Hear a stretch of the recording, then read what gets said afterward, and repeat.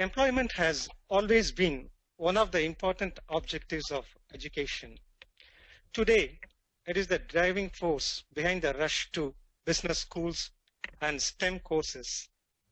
My presentation concerns the beginnings of a major shift in pattern of employment. The shift is likely to have a significant impact on the type of education needed by workers in the future and the ways in which education can be delivered. The changes in technology and the economy call for a shift from standardized mass education delivered in large chunks full-time to more customized education that can be acquired on a continuous basis over time. The present system is one-way transfer of packaged knowledge from teacher to student.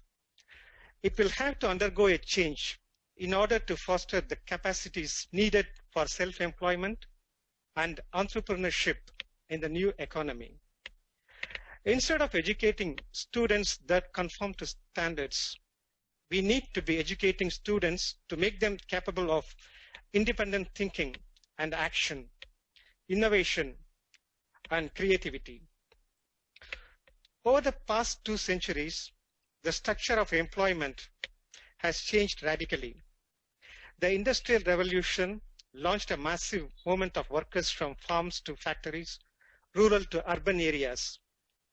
Then the emergence of corporates altered the business model from small family-owned entities with large multi-divisional, multi-locational businesses.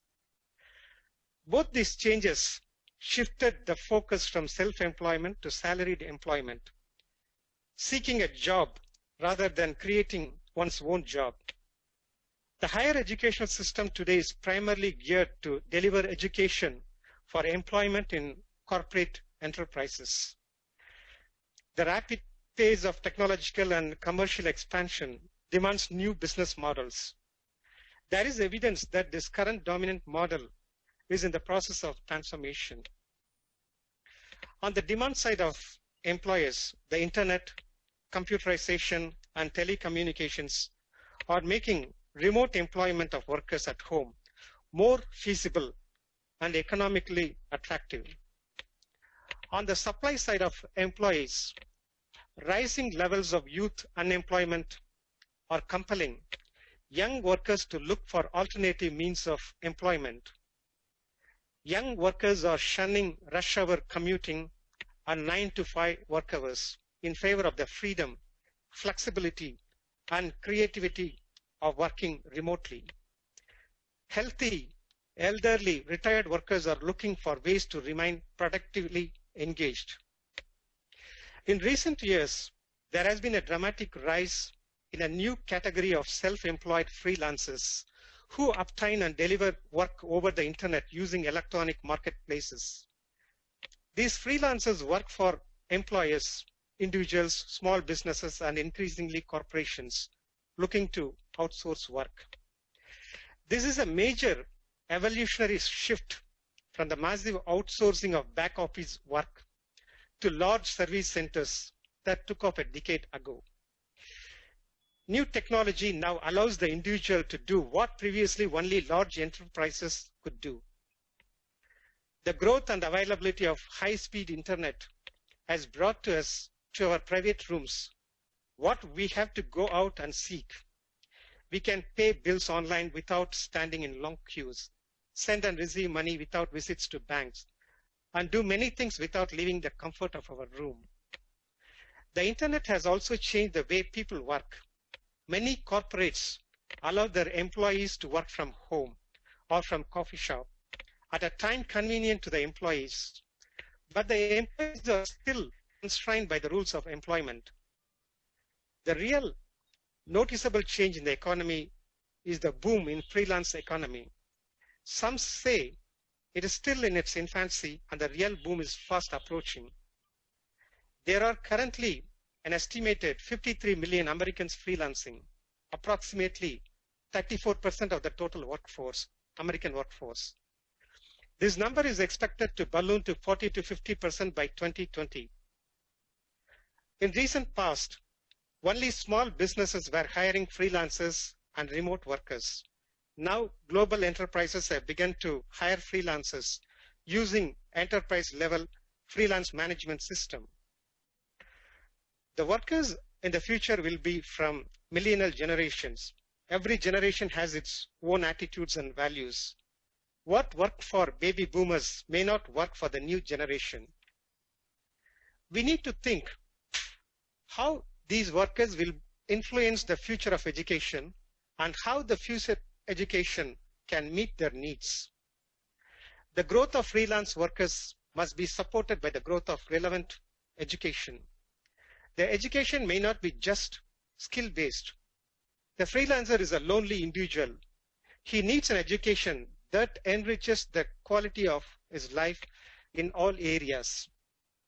To survive in the freelance economy, the future workers need lifelong learning. They need education that is relevant, accessible, affordable, employable, and sustainable. As freelancers, they have to think on their own, be creative, and acquire values. The education delivery system must be designed to support them in these areas. Last month, I collected some data on healthcare insurance brokers and providers in the United States. There are tens of thousands of them. Most of them are individuals and small businesses. One of the routine, manual, time-consuming activity is to prepare quotes for their prospects based on the personal data provided by the prospects. This activity can be outsourced to remote workers in developing countries for $15 an hour. While this rate is just above the minimum wages rate in the US, only highly qualified professionals command such rates in developing countries. But this task can be done by people with average skills and average education. Even if a broker outsources just 40 hours of work per month, the remote worker in a developing country will earn in a month more than what a mid-level worker with higher education earns there. Big insurance companies are already outsourcing their tasks to big BPO companies. They have their own private proprietary training systems.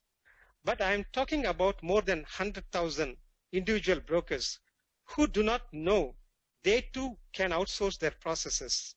Creating awareness among them is not enough. The remote workers need to know the process and workflow. Who will teach them how to perform such tasks? Like this task, there are countless skilled tasks that naturally lend themselves to remote work and online delivery. The issue here is whether the current model of education is geared to support this emerging trend, both in terms of knowledge content and the personal and interpersonal skills and attitudes required by workers to avail of them. The emergence of MOOCs is still in its infancy. MOOCs are well suited to impart a variety of professional and occupational skills to workers at low cost, incrementally as required over an extended period of time. Many predict growth of MOOCs because of the expansion of freelance economy. MOOCs will be created by freelancers as part of their freelance work to teach other freelancers the skills they need and to run their own MOOCs. The same model will enable elderly workers to retool and re-equip themselves for work in the emerging economy. The education sector continues to embrace the power of distributed, remote, digital learning. No matter how exciting the new technology is, the future education system must be designed to help the individual flower, become more plastic, more flexible, more productive, and more prosperous. Thank you.